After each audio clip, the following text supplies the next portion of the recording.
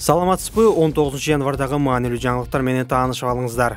Кармалган 11 журналисттин баары дагы деле убактылуу кармоочу жайда. Бүгүн алар тергөө изоляторуна которулушу мүмкүн. Бул тууралуу клубко адвокат Улан Сейитбеков билдирди. Бул стандартдык процедура. Иш жүзүндө кармалгандар 2-3 күндүн ичинде которулат.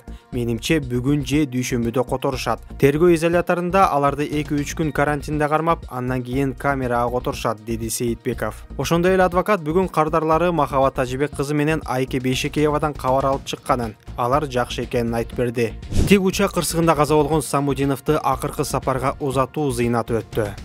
19 январда Бишкекте тик учак кырсыгында каза болгон Жайыл Самудиновду акыркы сапарга узатуу зыйнаты өттү. 30 жаштагы учкучтун жакын санаалаштары быйыл ал үйлөнөм деп жүргөнүн белгилешкен. Ми-8 аскердик учагы 17 январда Бишкектин четиндеги Достук айылына жакын жерге кулап түшкөн. Кырсыктын кесепетинен бир адам каза болуп, 10 киши ооруканага жеткирилген. Бул боюнча кылмыш иши козголгону кабарланган.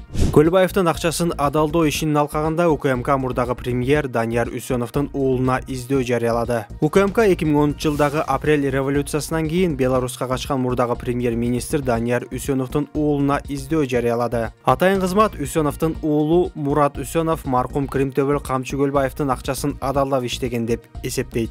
Үсеновго кылмыштарды жасоо үчүн уюшкан топко катышуу боюнча сыртынан айып тагылды. Улуттук коопсуздук мамлекеттик комитети мурда маркум Кримтөбөл Камчы Көлбаевга таандык болгон 2 унаа атайын кызматка өткөрүп берилгени тууралуу мамлекеттик мүлктү башкаруу агенттигинин маалыматын четке какты.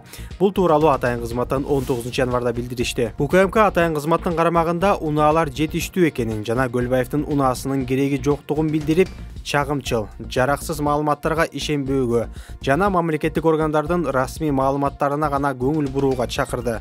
Улуттук коопсуздук мамлекеттик комитети Кыргыз Республикасында башаламандыктарды, чыр-чатактарды жана башаламандыктарды жаратууга багытталган мындай жалган, чагымчыл маалыматтарды таратканы үчүн тиешелүү жоопкерчиликти кайрадан эскертүүгө мажбур деп айтылат билдирүүдө. 17 январда маркум Кримтөбөл Камчы Көлбаевга таандык болгон 2 унаа атайын кызматтын балансына өткөнүн 24 KG басылмасы мамлекеттик мүлктү башкаруу боюнча агенттикке таянып жазган.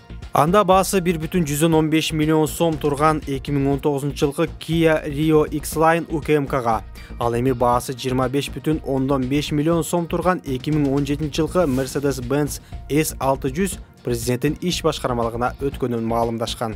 Ош шаарындагы Царский двор кафесинин жетекчиси Бермет Алымова көп жылдык даракты кыюуга Сулайман Тоо аймактык башкармалыгы уруксаат бергенин Ты медиага билдирди.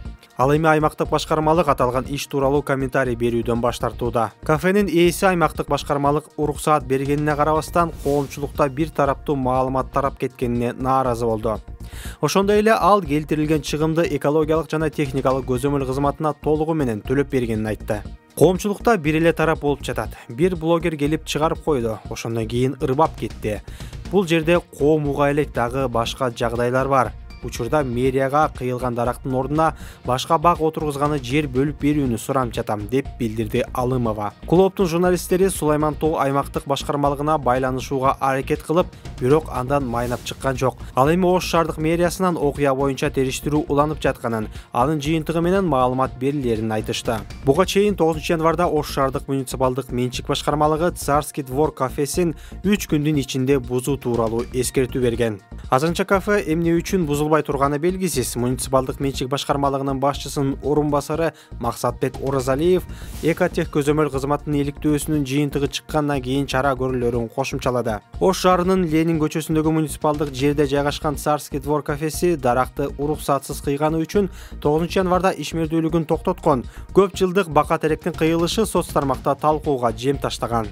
Окуядан кийин Сулайман Тоо аймактык башкармалыгынын башчысы кафеге 15 даракты бутоого гана уруксат берилгенин, ал эми кафе дарактын 2 метрден өйдөсүн мыйзамсыз кесип таштаганын билдирген. Мекемеге өсүмдүктөр дүйнөсүнө зыян келтирилгенине байланыштуу 37.639 сом 32 тыйын доо коюлуп, тиешелүү чараларды көрүү үчүн иштин материалдары Ош ШИИБине жөнөтүлгөн.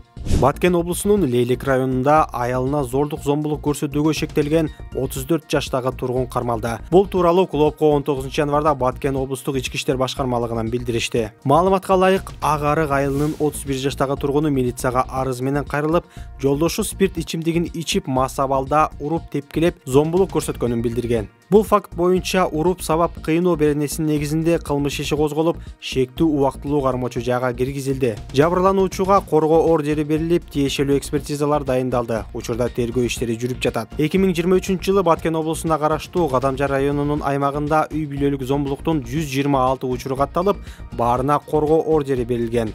Андан тышкары Баткен районунун аймагында өткөн жылы 12 ай ичинде зордук зомбулуктун 55 учуру катталып, аларга да коргоо ордери берилген. УКМК Берекет базар комплексинин негиздөөчүсү Болотбек Бегалиевди жана башкы директору Индира Абласованы ири өлчөмдө алдамчылыкка шектеп кармады. Бул тууралуу Атайын кызматтан 19 январда кабарлашты. Маалыматка ылайык, алар базардагы соодагерлерге жагымдуу шарттарды түзүү жана ижара акысын төмөндөтүү демилгеси боюнча текшерүүнүн алкагында кармалды.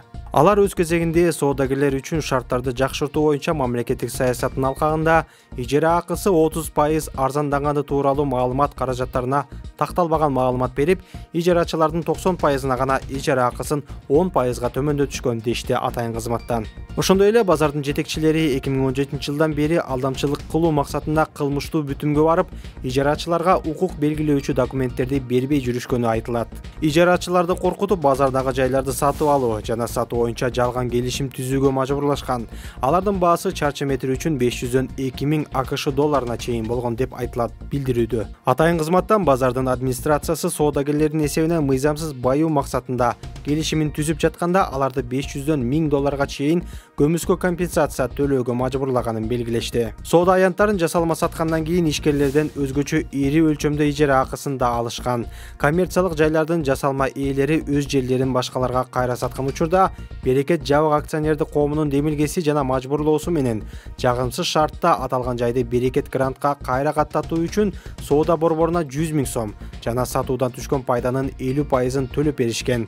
Бул бизнес жүргүзүү үчүн оор шарттарды түзгөн, деди Атайын кызматтан. УКМКдан азыркы тапта бул ишке тиешеси бар башка да кишилерди аныктоо иштери жүрүп жатканын кошумчалашты. 62 жаштагы Бегалиев 2004-2008 жылдары Бишкек шаардык кеңешинин депутаты болгон. Ал эми 15-жылы Республика Ата журт партиясынан, 2021-жылы номер 25 Аламүдүн шайлоо округунан депутаттыкка талапкерлигин койгон. Буга чейин өлкөдөгү бир катар базарлардын жетекчилери ижара акысын негизсиз жогорулатуу, сатуучулардан мыйзамсыз акча чогултуу жана өзгөчө ири өлчөмдө салык төлөөдөн качууга шектелип кармалышкан. Ал эми Баткен Комфорт базарынын акциялары мамлекеттин менчигине өткөн.